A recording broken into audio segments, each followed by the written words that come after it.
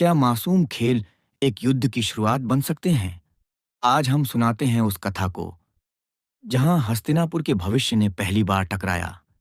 यह कहानी है पांडवों और कौरवों के बचपन की और उस चिंगारी की, जिसने महाभारत की आग भड़काई। तो तैयार हो जाइए इस रोमांचक कहानी के लिए, जहां मासूमियत ने ईर्ष्या का कड़वा रंग देखा। नमस्ते दोस्तों, स्वागत है महाभारत की कहानियां में, जहां हम हर हफ्ते लाते हैं इस महाकाव्य की अनमोल गाथाएं, जो प्रेम, कर्तव्य और नियति को जीवंत करती हैं।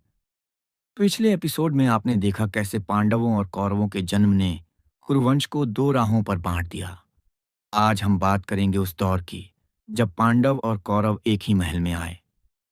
यह कहानी है उनके बचपन की, जहां मासूम खेलों ने ईर्ष्या की पहली चिंगारी जलाई।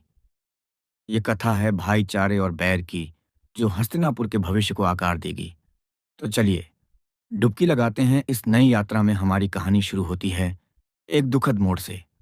पांडु की मृत्यु ने कुंती और उनके 5 पुत्रों को हस्तिनापुर लौटने पर मजबूर किया। युधिष्ठिर, धर्म का प्रतीक; भीम, ताकत का पहाड़; अर्जुन, धनुर्विद्या का सितारा; और नकुल, सहदेव, सुंदरता और बुद्धि का संगम। ये 5 पांडव अब कुरु वंश की नई उम्मीद थे। भीष्म ने उनका स्वागत किया, और धृतराष्ट्र के मन में एक अनजानी आशंका जाग उठी। क्या ये नए मेहमान उनके बेटों का हक छीन लेंगे? पांडव और कौरव पहली बार आमने सामने आए। युधिष्ठिर की शांत मुस्कान और भीम की हंसी ने माहौल को हल्का किया, पर दुर्योधन के मन में जलन की लपटें उठने लगीं। वह अपने चचेरे भाइयों को देखकर सोचने लगा कि ये जंगल के लड़के मेरे हक को छीन लेंगे। मैं ऐसा कभी नहीं होने दूंगा। भीष्म ने तय किया कि सभी राजकुमारों को एकजुट होकर सीखना होगा। उन्होंने आचार्य कृप को उनका गुरु नियुक्त किया। कृप, जिनके ज्ञान और युद्ध कला की गूंज दूर दूर तक थी, ने पांडवों और कौरवों को एक साथ प्रशिक्षण देना शुरू किया। युधिष्ठिर ने नीतिशास्त्र में महारत हासिल की। अर्जुन की तीरंदाजी ने सबको चकित किया, और भीम की ताकत ने हर किसी को हैरान कर दिया। लेकिन भीम की ताकत दुर्योधन को चुभने लगी। एक खेल में भीम ने एक विशाल पत्थर उठाकर सबको दिखाया कि उसकी शक्ति बेजोड़ है। दुर्योधन ने भी कोशिश की, पर वह गिर पड़ा। हार का यह दंश उसके मन में गहरा बैठ गया। उसने अपने भाइयों के साथ मिलकर सोचा, भीम को सबक सिखाना होगा। ये छोटी सी घटना थी, पर इसने ईर्ष्या की जड़ें बो दीं। उधर गंगा के किनारे एक और योद्धा अपनी नियति तलाश रहा था। कर्ण, सूर्य का पुत्र, अपनी तीरंदाजी को निखार रहा था, अनजान कि उसका रास्ता जल्द ही पांडवों और कौरवों से टकराएगा। उसकी आंखों में एक सपना था, पर उसकी पहचान अब भी छिपी थी। विदुर ने भीष्म को चेताया, दुर्योधन का क्रोध एक आग है जो सब कुछ जला सकता है।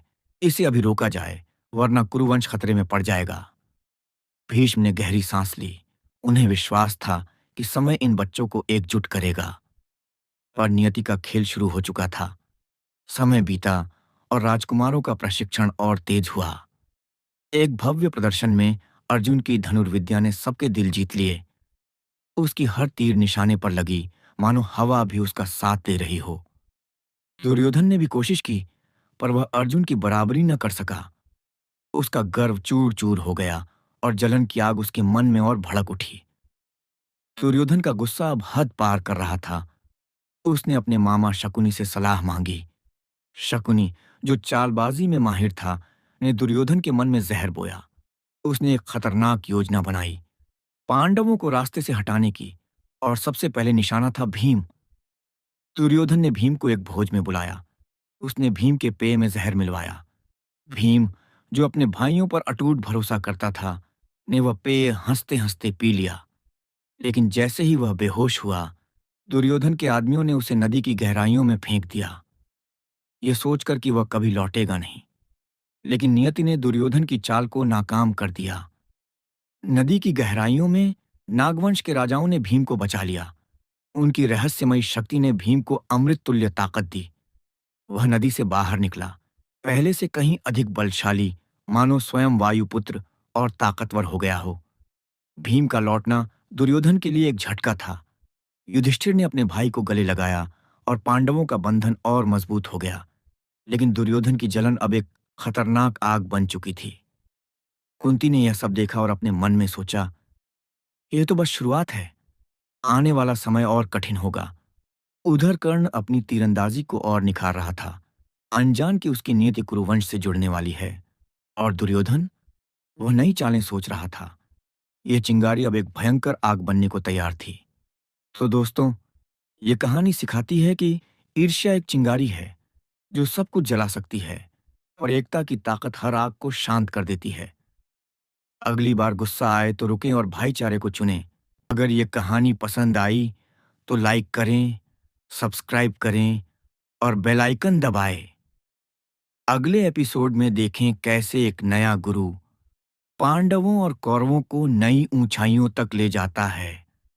तब तक के लिए नमस्ते और हमेशा खुश रहें।